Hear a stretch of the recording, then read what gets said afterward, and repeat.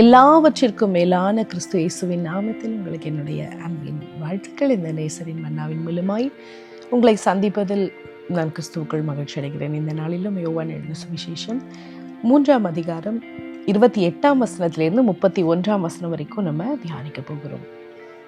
நான் கிறிஸ்து அல்ல, அவருக்கு முன்னாக அனுப்பப்பட்டவன் என்று நான் சொன்னதற்கு நீங்களே சாட்சிகள். மணவாட்டியை உடையவனே மணவாளன், மணவாளுடைய தோழனோ அருகே நின்று அவருடைய சொல்லை கேட்கிறவனாய் மணவாளுடைய சத்தத்தை குறித்து மிகவும் சந்தோஷப்படுகிறார். இந்த சந்தோஷம் இப்பொழுது எனக்கு சம்பூர்ணமாயிற்று. அவர் பெருகவும் நான் சிறுகவும் வேண்டும். உன்னதத்திலிருந்து வருகிறவர் எல்லாரிலும் மேலானவர், பூமியில் உண்டானவன் பூமியின் தன்மையுள்ளவனாயிருந்து பூமிக்கு அடுத்தவைகளை பேசுகிறார். பரலோகத்திலிருந்து வருகிறவர் எல்லாரிலும் மேலானவர். பிரியமானவர்களே, இங்கே நம்ம நேற்று தினத்தில் பார்த்தோம், யோவானுடைய சீஷர் யோவான் கிட்ட இயேசு கிட்ட நிறைய பேர் ஞானஸ்தானம் எடுக்க போகிறாங்க, நம்மக்கிட்ட அவ்வளோ இல்லை அப்படின்றத அவங்க இயேசு கிறிஸ்துக்கிட்ட போய் சொல்லும் பொழுது, யோவான் கிட்ட சொல்லும் பொழுது யோவான் தெளிவான பதிலை அவர் சொல்லுகிறார். நான் கிறிஸ்து அல்ல, அவர் கிறிஸ்து, ஆனால் நான் கிறிஸ்து அல்ல, அவனுக்கு முன்பாக நான் அனுப்பப்பட்ட ஒரு மனுஷன்தான் அப்படின்றத தெளிவாக யோவான் சானகன் முன்னாடியே சொல்லியிருக்கிறாரு. அதை திரும்பவுமாய் சீஷர்களுக்கு ஞாபகப்படுத்துகிறார். சொல்கிறாரு, நான் முன்னாக அனுப்பப்பட்டவன் மட்டும்தான் அப்படின்னு நான் சொல்லியிருக்கேன், நீங்களே அதுக்கு சாட்சியாக இருக்கீங்க. மணவாட்டியை உடையவனே மணவாளன். கிறிஸ்துவ மணவாளனாய் அவர் சரியாக அடையாளம் காண்பித்து கொடுக்கிறார். தன்னை குறித்து சொல்கிறார் யோவானுன்னா மணவாளனோட தோழன் தான். மணவாளன் அருகிலிருந்து இருக்கிற தோழன் அவர் சத்தத்தை கேட்டு அவர் சொல்கிறத நான் செய்கிற தோழன் தான். ஆனால் அந்த எனக்கு கொடுக்கப்பட்ட அந்த ஒரு டாஸ்கை நான் செய்கிறதுல பரிபூர்ண சந்தோஷமாக இருக்கிறேன். அதை குறித்து எப்படி சொல்கிறாரு, இந்த சந்தோஷம் எனக்கு சம்பூரணமாயிற்று, இப்பொழுது ஃபுல்ஃபில் ஆயிடுச்சு. அவர் சொல்கிறார், எவ்வளோ ஒரு மென்மையான ஒரு தெய்வ மனுஷனாக இந்த யோவான் தீர்க்கதரிசி காணப்பட்டார்.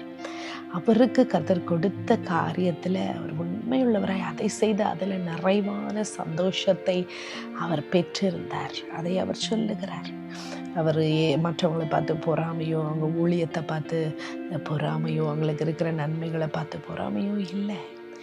தன்னுடைய வேலை, தனக்கு ஆண்டவர் கொடுத்த காரியம், தெய்வ சித்தம், தன் தெய்வ திட்டம் தன் வாழ்க்கையில் நிறைவேறுகிறதை குறித்து அவருக்கு பரிபூர்ண சந்தோஷம் உண்டாயிற்று. பிரியமானவர்களே, நம்முடைய வாழ்க்கையில் கர்த்தர் நமக்கு கொடுத்தவைகளில், நமக்கு கொடுத்த ஊழியத்தில், நமக்கு கொடுத்த காரியங்களில் பரிபூர்ண சந்தோஷத்தை நம்ம பெற்றிருக்கிறோமா? அல்லது மற்றவர்கள் மேலே ஒரு பொறாமையின் கண்கள், வன் கண்களோடு கூட நாம் நம்முடைய வாழ்க்கையில் கர்த்தர் கொடுத்ததை விட்டுட்டு மற்றவர்கள் மேலே நம்ம கண் போதா? ஆண்டவர்கிட்ட நம்ம மனம் திரும்புவோம். ஆண்டவர்கிட்ட கேட்போம், ஆண்டவரே நீர் கொடுத்தவைகளில் நான் சந்தோஷமாக இருக்கணும். அது மாத்திரம் இல்லை, உங்கள் சித்தத்தை நிறைவேற்றுகிறதுல நான் கவனமாக இருக்க வேண்டும். நீர் எனக்கு என்ன கொடுத்துருக்கிறீரோ அதை நான் செய்து முடிக்கணும்.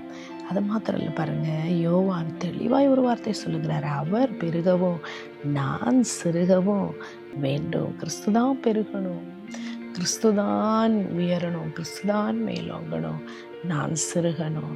எப்படிப்பட்ட ஒரு உண்மையான தெய்வ மனுஷன், உண்மையான தெய்வ மனுஷன் இந்த யோவான். உண்மையாய் அவருக்கு கொடுத்த ஊழியத்தை அவர் உண்மையாக செய்தார். கிறிஸ்துவை உயர்த்தினார்.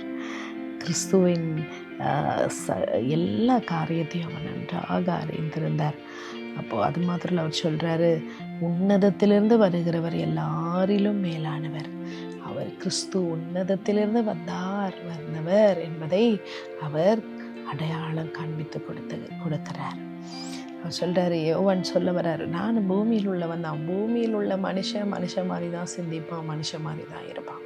ஆனால் கிறிஸ்துவோ உன்னதத்திலிருந்து வந்தவர், மேலானவர், எல்லாவற்றிற்கும் மேலானவர் அப்படின்னு சொல்லி எல்லாரிலும் மேலானவர் என்ற கிறிஸ்துவை உயர்த்துகிறார். இப்போ இன்றைக்கி நம்ம கற்றுக்கொண்ட பாடத்தின்படி, கற்றுக்கொண்ட காரியங்களின்படி நாம் யோவானுடைய நோக்கம், அந்த நோக்கத்தை அவர் நிறைவேற்றுதல மிக்க மகிழ்ச்சியாக இருந்தார், பூர்ண சந்தோஷமுடையவராக இருந்தார்.